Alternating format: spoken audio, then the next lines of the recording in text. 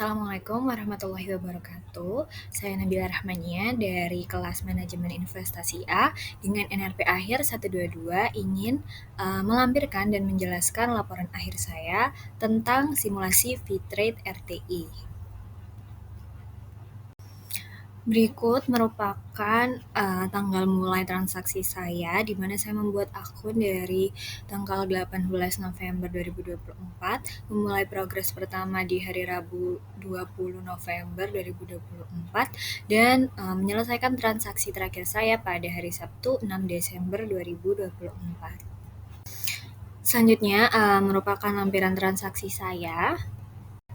Berikut merupakan laporan transaksi saya dari histori Fitrate RTI, di mana di sini dimulai dari tanggal 18 November dan berakhir di tanggal 6 Desember kemarin, dengan emiten yang saya beli adalah sebagai berikut, ada sekitar 7 emiten. Berikut merupakan saham yang sudah saya beli dengan capital gain or loss dan juga persentase dari semua saham yang sudah saya beli. Ada Jasa Marga, Pani, BBCA, Adro, ANTM, ASGR, dan juga SAFE. Di mana yang paling tinggi itu adalah dari saham Pani dengan total persentase itu 0,88%, dengan capital gain-nya adalah 596.000. Dan saya tuh paling banyak mengalami kerugian di Adro, di mana itu nyampe minus 38,17%, dikarenakan saya waktu itu tidak melihat pasar dan juga tren yang ada. Saya beli juga tidak tahu menau gitu ya tentang sektornya itu di bidang apa dan sebagaimana, dan saya memperoleh kerugian sebesar 142.000 dari situ, dengan total capital loss saya itu bisa dibilang 383.700 dengan persentase profit or loss yaitu 0,51%. Berikut merupakan teori-teori. Ada beberapa teori yang saya gunakan dalam analisis saya, dan juga ada teori-teori yang mungkin bisa membantu orang-orang dalam sebelum melakukan proses pembelian saham, trading, atau investasi. Berikut adalah teori-teori yang bisa digunakan, yaitu yang pertama, kita tuh bisa menganalisis lewat rasio keuangan dari sebuah perusahaan, di mana biasanya komponen-komponennya itu secara fundamental gitu ya, dari komponen-komponen laporan keuangan, yaitu biasanya ada rasio profitabilitas, rasio likuiditas, rasio solvabilitas, bahkan rasio aktiva. Di mana saya ingin menjelaskan secara lebih detail lagi, yaitu rasio profitabilitas ini biasanya digunakan untuk menilai sejauh mana sih perusahaan itu mampu menghasilkan laba, baik dalam hubungannya melalui penjualan aset mereka atau bahkan laba bagi modal sendiri gitu. Nah, contoh rasio profitabilitas itu meliputi ROE, ROA, gross profit, dan lain sebagainya. Nah, biasanya rasio profitabilitas ini itu menggambarkan seberapa efisien sih perusahaan tuh dalam mengelola asetnya gitu, atau menghasilkan keuntungan bagi perusahaannya sendiri. Nah, nilai yang tinggi dalam rasio profitabilitas ini biasanya akan cepat untuk menarik investor, karena itu menunjukkan bahwa kinerja perusahaan itu baik karena menghasilkan profit yang tinggi juga.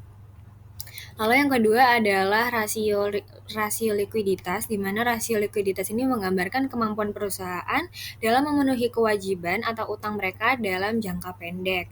Biasanya itu ada yang digunakan itu ada current ratio dan juga quick ratio.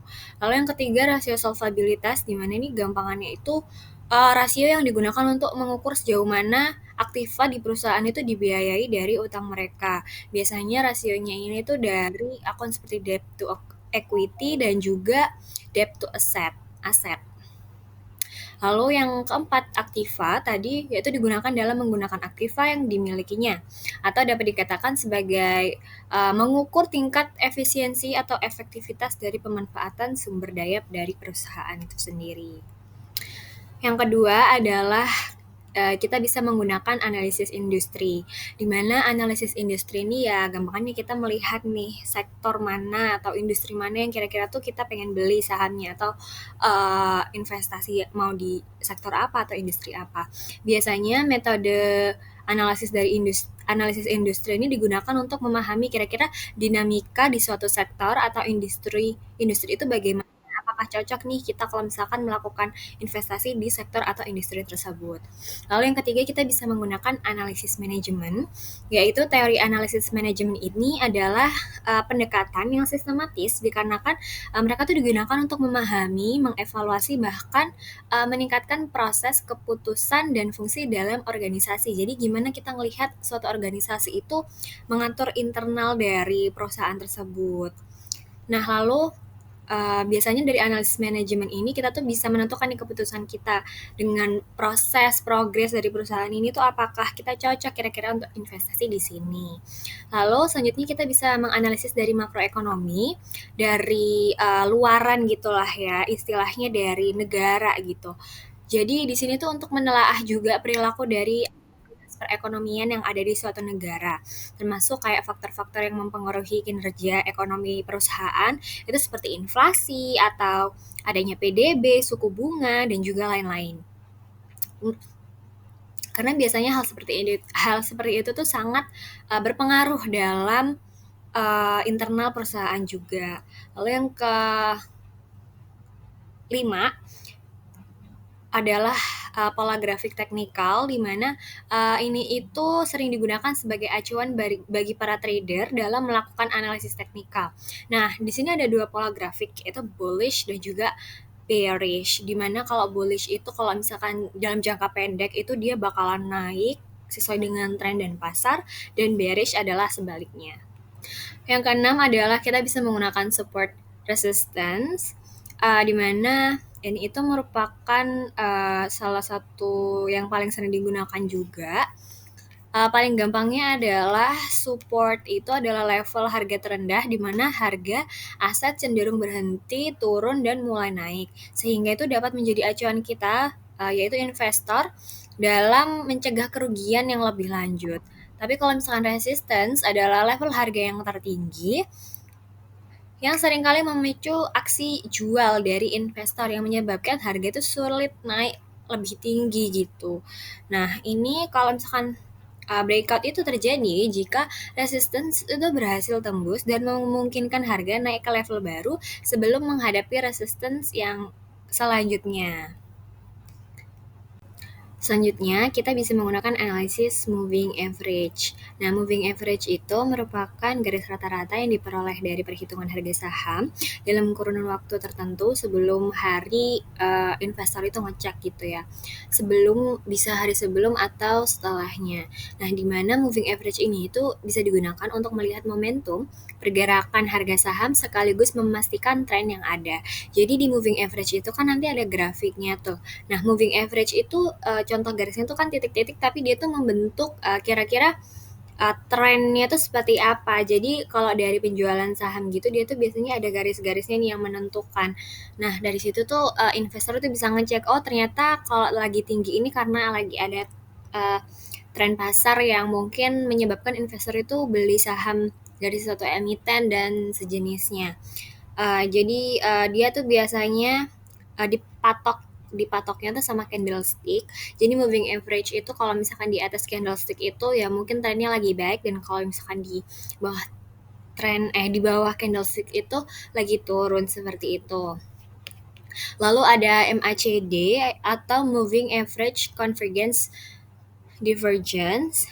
Ini itu dapat membantu trader dalam hal seperti mengetahui tren yang sedang berlangsung, momentum, dan menentukan kapan harus membeli atau menjual saham. Nah, kalau misalkan dari MACD itu kayak lebih ke spesifik dari moving average sendiri.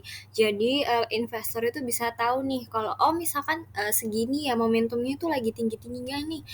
Jadi investor bisa tuh ngejual harga saham supaya mereka lebih dapat return yang gede dan uang yang lebih banyak lagi gitu. Dan lalu kalau misalkan lagi kurang, mereka bisa hold dulu dan sambil nunggu momentum yang pas untuk menjual saham tersebut dan dengan harga yang lebih tinggi atau lebih tinggi dari pasar yang sudah ada. Selanjutnya ada Relative Strength Index atau RSI, yaitu memberikan gambaran seberapa kuat atau lemahnya pergerakan harga saham dalam periode waktu tertentu. Nah, biasanya RSI ini membantu investor dalam mendeteksi juga nih saham-saham dan juga sinyal jual dan juga sinyal untuk membeli seperti itu. Ini itu sebenarnya sama aja kayak MACD, cuman dia tuh kayak ada ini tuh lebih membantu investor karena kadang kalau dari SRI itu bisa menunjukkan nih area yang overbought atau area yang oversold seperti itu. Jadi bisa membantu investor untuk kita belinya tuh jangan yang di overbought atau bahkan oversold. Jadi kita di tengah-tengah seperti itu. Lalu proses menanam saham, investasi, dan trading juga bisa dilakukan dari analisis volume, yaitu mengacu pada jumlah aset yang diperdagangkan atau volume penjualan dari investor dan pasar selama periode tertentu. Biasanya volume yang tinggi ini mencerminkan likuiditas perusahaan yang lebih besar dan aktivitas pasar yang sedang aktif-aktifnya. Contohnya kemarin saya itu ada satu perusahaan yang kayak mengalami volume penjualan yang tinggi banget dan ngebuat saya, ini ternyata pasarnya lagi rame dan saya akhirnya membeli saham tersebut seperti itu dan akhirnya alhamdulillah memberikan return yang banyak juga.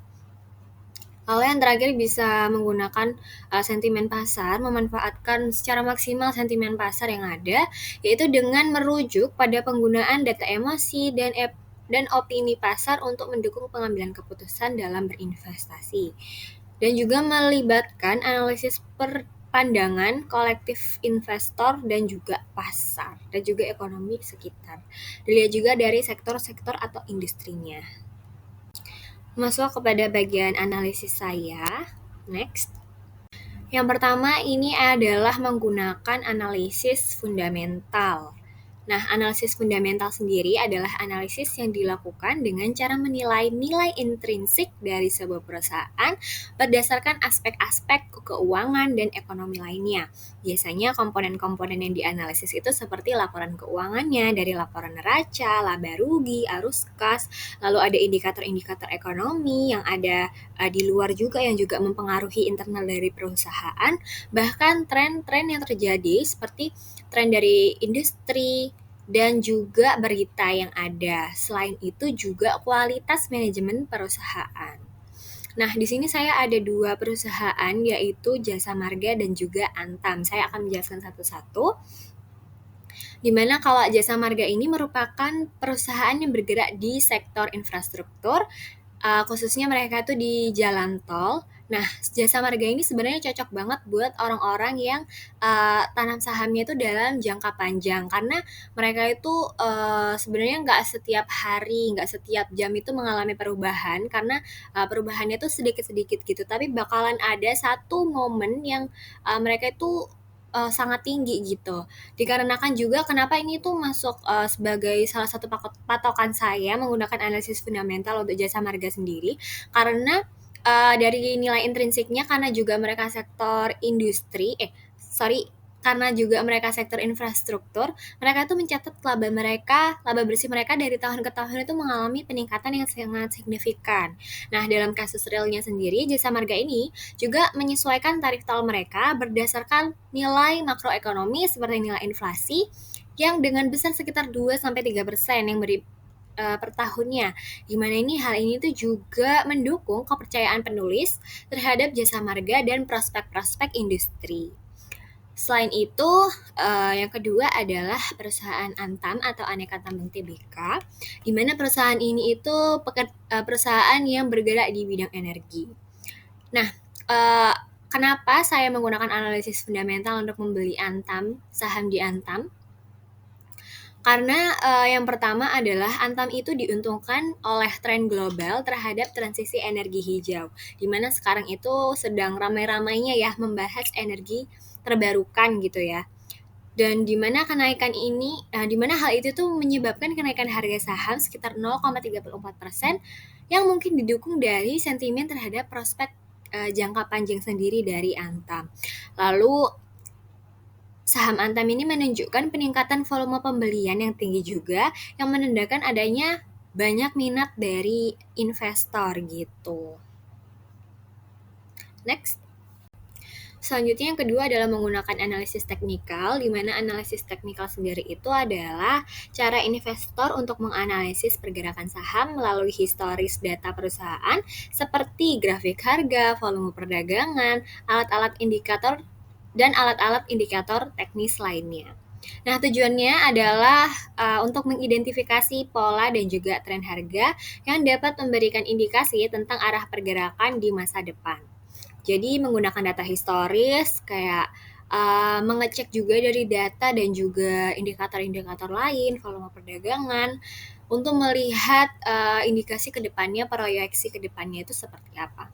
Nah, di sini penulis atau saya itu membeli saham dari PT Pani. Pani sendiri itu atau Pantai Indah Kapuk 2 Tbk. Nah, Pani ini merupakan perusahaan di berbagai banyak bidang karena mereka tuh banyak bisnisnya gitu ya, mulai dari perumahan, pergudangan, bahkan mereka tuh buka konsultan juga. Nah, waktu kemarin saya membeli Pani ini tuh disebabkan karena saya itu sedang butuh return yang sangat cepat ya dan besar pastinya. Nah, kemarin Pani ini sedang lagi tren-trennya, pasarnya lagi tinggi-tingginya, bahkan harga saham Pani itu melejit dari angka 16.800 ke 17.000 per sahamnya. Didukung juga oleh volume perdagangan yang besar di industri tersebut. Nah, lalu juga volume ini tuh mengindikasikan minat dari pelaku seperti investor juga untuk membeli saham di sana. Selain itu juga Pani ini tuh mengalami bullish. Nah, seperti yang sudah saya jelaskan tadi, bullish itu kan kayak trennya tuh meningkat karena adanya momentum dan juga lebih ke jangka pendek gitu. Nah, pada momentum itu tuh harga saham Pani itu sebelum penulis itu membeli harga saham Pani itu sempat mengalami penurunan gitu di sahamnya. Tapi setelah beberapa jam itu tuh sudah mulai naik dan tiap menitnya itu perubahannya tuh sangat signifikan dari naik turun tapi tetap menghasilkan return yang besar juga. Jadi return terbesar dari penulis itu ada dari Pani sendiri. Ini juga karena pergerakan tren pada hari itu yang sangat tinggi dan dari minat investor dan juga dari industri ini sendiri karena mereka banyak bidangnya, industrinya, maksudnya bidangnya itu ada dari pergudangan dan lain-lain yang membuat orang itu ya pengen tanam saham gitu di sana karena diversifikasi layanannya yang juga banyak. Selanjutnya adalah menganalisis melalui sentimen pasar, di mana analisis melalui sentimen pasar ini merupakan pendekatan yang digunakan untuk menganalisis, mengukur persepsi, sikap, dan emosi investor atau peserta pasar secara keseluruhan terhadap suatu aset seperti saham, mata uang, atau pasar keuangan secara umum. Tujuannya adalah untuk memahami bagaimana sentimen ini dapat mempengaruhi harga dan pergerakan pasar. Analisis yang digunakan berasal dari media sosial, influencer saham, bahkan berita-berita dari media. Nah, ini penulis tuh pilih Pani lagi dikarenakan harga kenaikan sahamnya itu waktu dilihat dari berita itu sekitar 0,88%. Nah, volume ini tuh sangat tinggi dan menunjukkan sentimen pasar yang sangat positif dan agresif pada saat itu. Nah, adapun berita-berita yang beredar di media tentang peningkatan saham Pani yang mendorong penulis dalam membeli saham Pani. Karena dalam tiap menitnya juga Pani itu mengalami peningkatan yang sangat signifikan, sangat tinggi, yang akhirnya membuat penulis itu terus untuk melakukan pembelian dan penjualan dalam kurun waktu 5 menit itu bahkan bisa melakukan pembelian dan penjualan itu secara cepat gitu dengan return yang baik pula. Selanjutnya ada evaluasi untuk penulis atau trader. Selanjutnya di sini ada evaluasi. Yang pertama saya akan merangkum evaluasi kinerja saya dalam melakukan trading kemarin yaitu melalui simulasi transaksi saya yang kurang dari 1 bulan, didapatkan hasil dari portofolio bahwa saya tuh mengalami kerugian sebesar 6 juta sekian. Atau bila diubah dalam persentase itu sekitar 6,73% dari aset yang sudah ada. Nah, hal ini itu terjadi karena saya itu tidak menentukan timing yang tepat saat saya itu membeli atau menanamkan saham saya ke beberapa emiten. Hal lain seperti IHSG kemarin itu sedang jelek-jeleknya gitu, faktor IHSG itu dalam beberapa hari terakhir itu mengalami penurunan. Nah, maka dari itu performa transaksi dari saya sendiri itu tergolong kurang baik karena ada beberapa faktor dari saya sendiri yang tidak ada timing yang pas dan juga tidak adanya performa IHSG yang baik, seperti itu. Nah, lalu ada evaluasi strategi dan juga evaluasi pengambilan keputusan. Yang pertama saya akan membahas tentang evaluasi strategi saya dulu, yaitu yang pertama saya harus bisa lagi memantau berita yang terjadi. Karena kemarin transaksi juga hanya dalam kurun waktu kurang dari 1 bulan.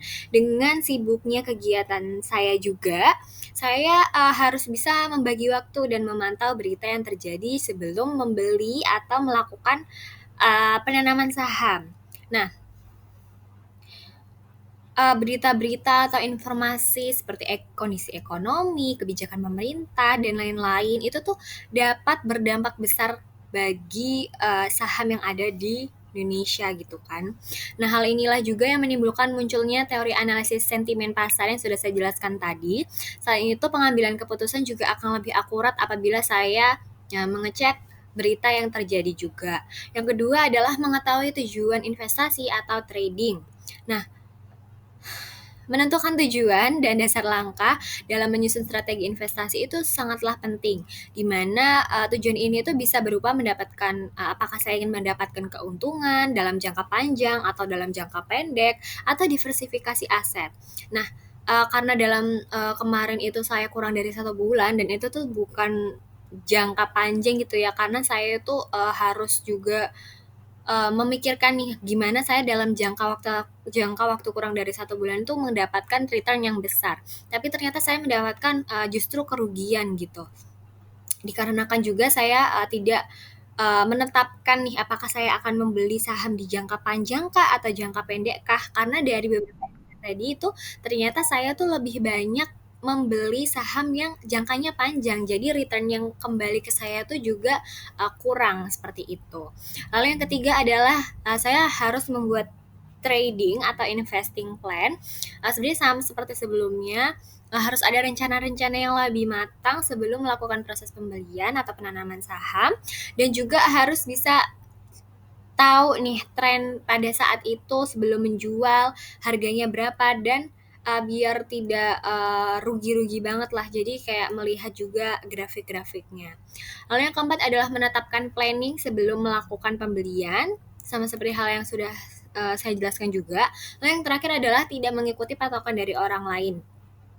Nah, karena kemarin tuh saya kepinginnya itu adalah profit yang tinggi, tapi saya tuh nggak tahu kemampuan dari diri saya sendiri juga. Jadi saya tuh kayak lebih melihat orang lain tuh seperti apa, gimana kok mereka tuh bisa menetapkan harga seperti itu dengan mendapatkan profit seperti itu. Tapi ternyata dari saya sendiri itu tidak pas dengan analisis saya. Jadi saya harus bisa menghindari keputusan berdasarkan pendapat orang lain dan memastikan bahwa strategi saya itu berdasarkan analisis pribadi saya, dan hal ini tuh juga bisa mengurangi risiko karena tadi analisisnya beda, jadi kerugian saya alami itu juga hampir tinggi gitu. Lalu ada evaluasi pengambilan keputusan untuk saya. Yang pertama adalah saya harus melakukan sesuai dengan analisis dan patokan diri saya sendiri. Yang kedua, saya harus mengelola waktu dengan lebih baik, dan tentunya dan tentukan jenis saham untuk jangka waktu yang sesuai karena saya tidak menentukan jangka waktu saya seperti itu. Lalu harus sering-sering melihat sumber informasi dan berita yang ada. Sekian presentasi dari saya, mohon maaf bila ada salah kata. Wassalamualaikum warahmatullahi wabarakatuh.